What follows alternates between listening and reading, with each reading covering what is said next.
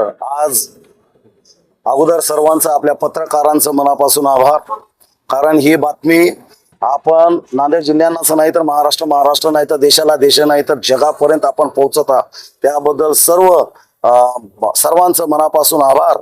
आणि महात्मा फुले, तथागत भगवान गौतम बुद्ध, महात्मा फुले आणि परमपूज्य डॉक्टर बाबासाहेब आंबेडकर आणि सोनबा येलवे यांनी जे पाण्यासाठी सत्याग्रह आणि पाण्यासाठी जे संघर्ष केले, याच महात्मा फुलेच्या चरणावरती, सावित्रीबाईच्या चरणावरती या चौकामध्ये गेल्या 16 वर्षापासून जे समता सैनिक दलाचे आमचे मेजर आणि सर्वांचे बौद्ध समाजाचे एक प्रेरणास्थान सुरेशदादा गजबारे आणि त्यांची टीम दरवर्षी या ठिकाणी पानपोई, सोनबाई येलवे या नावाने पानपोईचं या ठिकाणी नियोजन करत असतात. सर्व नांदेड जिल्ह्यामध्ये 27 लाखांच्या वर लोकसंख्या आहे. पण जी लोक या नांदेड जिल्ह्यामध्ये वेगवेगळ्या पद्धतीनं कामाला येतात, आम्ही या ठिकाणी बघतो की आज पाणी हे अतिशय महाग झालेले. नांदेडला गोदावरी नदी असताना सुद्धा आज कुठलाही माणूस बिसलेरी शिवाय पाणी पित नाही. आणि ज्यांच्याकडे बिसलेरी घेण्याची सुद्धा परिस्थिती नसते, हॉटेलमध्ये जाऊन पाणी पिण्याचा प्रयत्न करतो, पण ते हॉटेलवाले आम्हा गोरगरीब लोकांना पाणी पिऊ देत नाहीत. आणि सर्वांना एकच लक्षात येते की आयट्यापर्यंत जायचं, त्या ठिकाणी अतिशय शुद्ध, अतिशय गोड आणि अतिशय थंड, जो माणूस उपाशी असेल, ताणलेला असेल, पाणी पिल्याच्या नंतर सर्व त्याचा थकवा आणि शरीरामध्ये असलेली उष्णता एका सेकंदामध्ये जी शांत होती, तर ते असे आमच्या या ठिकाणी असलेला सोनबा येलवे यांच्या या पानपोईमुळं. आणि हे जे उपक्रम गेल्या 16 वर्षापासून 17 वर्षापासून या नांदेड जिल्ह्यामध्ये गेल्या महाराष्ट्राला जे उदाहरण देत आहेत, असेच ते सुरेशदादा गजबारे आज आपल्यामध्ये आहेत. आणि उद्या मानव हा येणार आणि जाणार आहे. जरी आम्ही गेलो, पण हा जो कार्यक्रम आहे या महाराष्ट्रामध्ये जर कोणी जर चालू केला असेल तर ते सुरेशदादा गजबारे यांनी केलाय.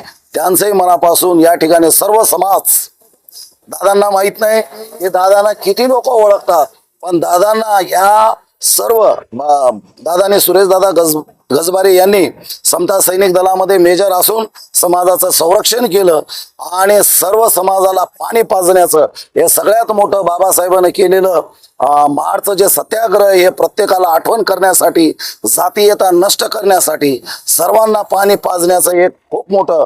आणि बघा, पाणी खूप महाग आहे. आज आपल्याला वाटतं की पाणी खूप स्वस्त आहे. आज आम्ही गोदावरी नदी असताना सुद्धा महानगरपालिका 3-3, 4-4 दिवसाला पाणी नांदेडकरांना पाजवती, पण 24 तास सकाळी 5 पासून संध्याकाळी 12 वाजेपर्यंत, 2 वाजेपर्यंत त्यांचे सर्व सहकारी आणि समता सैनिक दलाचे सर्व कार्यकर्ते या ठिकाणी उपस्थित राहून लाखो लोकांना पाणी घेण्या पाजवत आले.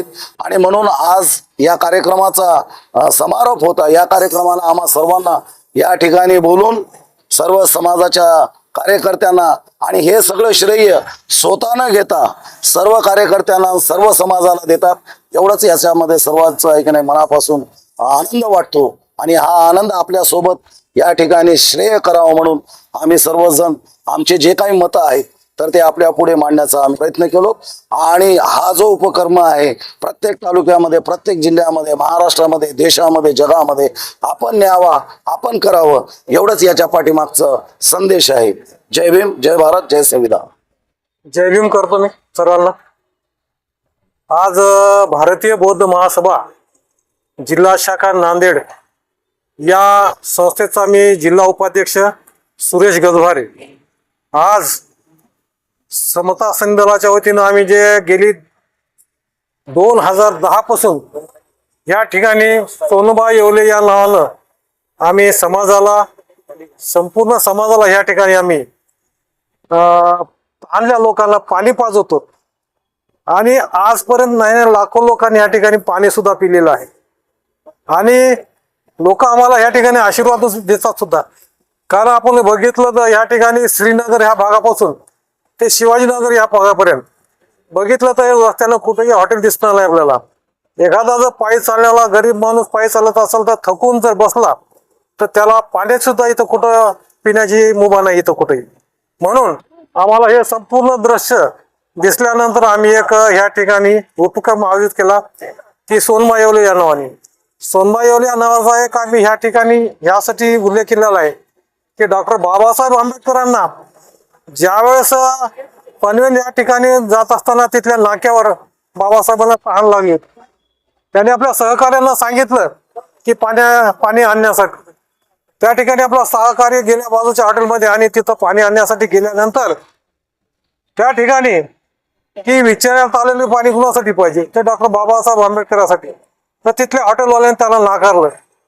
नाकारल्यानंतर तिथंच एक गरीब असा लाकूड तोड्या सोनबा येवले नावाचा जो गरीब माणूस होता, त्याने हे प्रकरण ऐकल्यानंतर तो ताबडतोब तिथून निघून गेला आणि आपल्या घरून जाऊन माठभर पाणी भरून आणला. तोपर्यंत त्या ठिकाणी बाबासाहेब निघून गेले होते.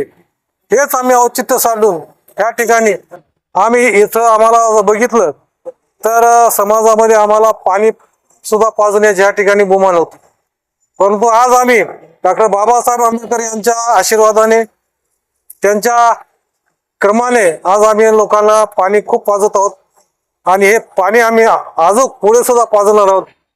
या ठिकाणी बरंच आपलं आम्हाला दानदाते, त्यामध्ये आमचे माधवदादा जमदाडे आहेत, आमचे मुजीभाई आहेत. या लोकांनी आम्हाला थोडं सहकार्य केलेलं आहे. बरेच लोक या ठिकाणी आम्हाला येतात आणि आम्हाला शुभेच्छा देतात. हेच बघून आम्हाला त्यांची हिंमत वाढते. म्हणून या ठिकाणी थांबतो. जय भीम, जय भूत.